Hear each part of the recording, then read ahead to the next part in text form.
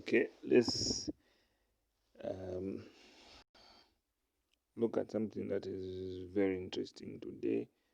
We're going to remove all the indicators from the chart so that we have something that is not having any indicator, so that we know how to set them up. So we're going to look at this with just two indicators at our disposal, which is the Ichimoku and the relative strength index. The Ichimoku and the relative strength index. So the first one we are going to set up is the Ichimoku. So the Ichimoku by default, when we press on default, you find that it has got the Tenkan Sen to be 9, then the Kijun Sen 9, then Senkan Span B is 52. So the styles, it has got several colors, but we want the Tenkan Sen to be 9 and also the Kijun Sen to be 9. Then the second span B to be 52. Then the colors, rather, we need the Tenkan span to be blue, then the Kijun Sen also to be blue, then the up Kumo white, down Kumo white as well, then the Chikum span to be white as well. Then you press done. Then you will notice, I think I've got, this is just a demo, but I think I've got something that is running here. Let me just close, then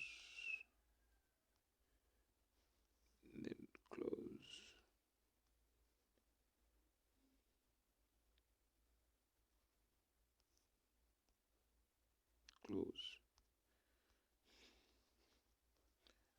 So all those that were running, they've closed.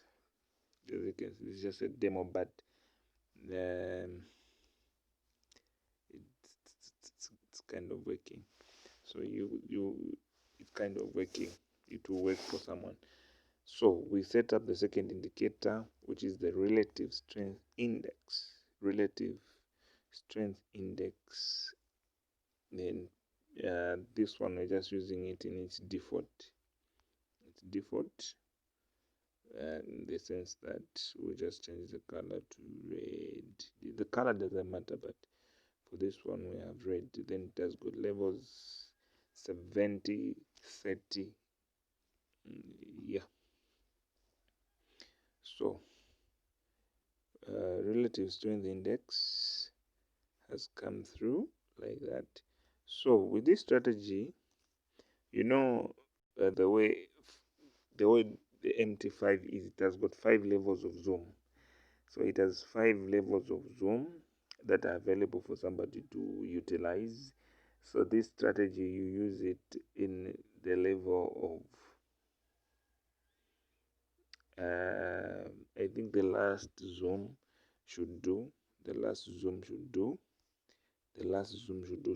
your chart should seemingly look like that, because the moment you begin to stretch it like that, it will give you false signals. But for this one, it is fine even if you zoom. For this one, it is fine even if you zoom. But there are certain indicators, like when the Ichimoku is on the indicator window, it might give you false signals when you pair it with the stock charts. That is the reason as to why I have moved the stock chart and the Ichimoku on the indicator window number 1, and I've replaced it with the relative strength index, because this one, for me, it is efficient. So how do you trade? It is simple.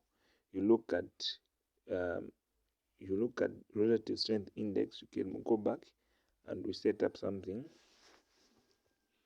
So on the levels 30, this is oversold. You just click on description, you write oversold. Then on level 70, you type overbought.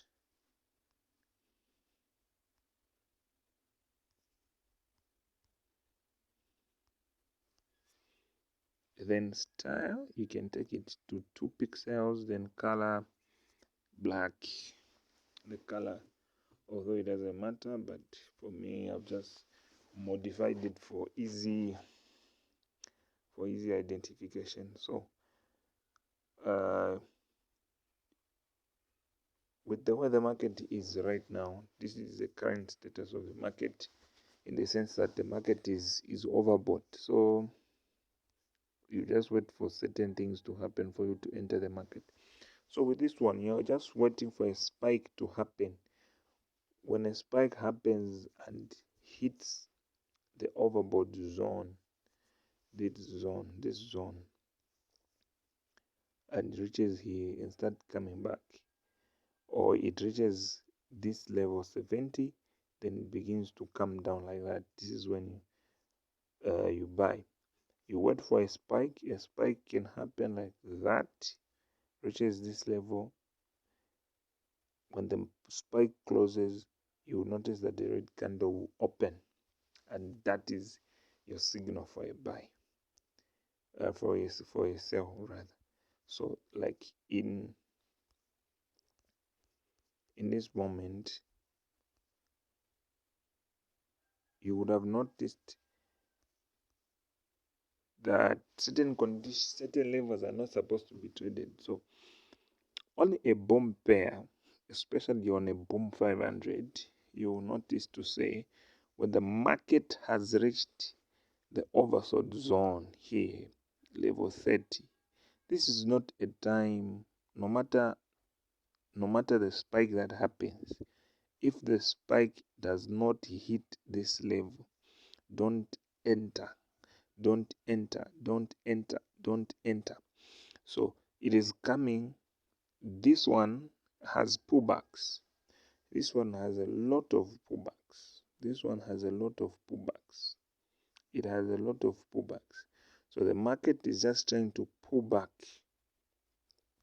It's just trying to pull back so that it reaches this level. Then it will begin to trend. It will begin to trend.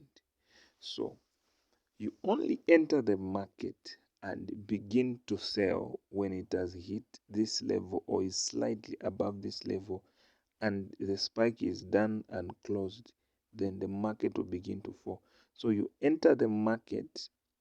After you enter the market, what is going to happen is you enter the market, then you will sell until you notice until you notice the Ichimoku on the main chart crossing the red candle. That is a signal that in any moment a spike is about to happen. In any moment a spike is about to happen. You come out of the market, then you go to another pair. If it is boom, if it is crash rather, the reverse is the situation. Since that one is a buy, you only buy when the market is oversold. You only buy when the market is oversold. But in this case, we only sell when the market is oversold, and that is how you trade. It is simple. A spike happens when it hits level 70, like here.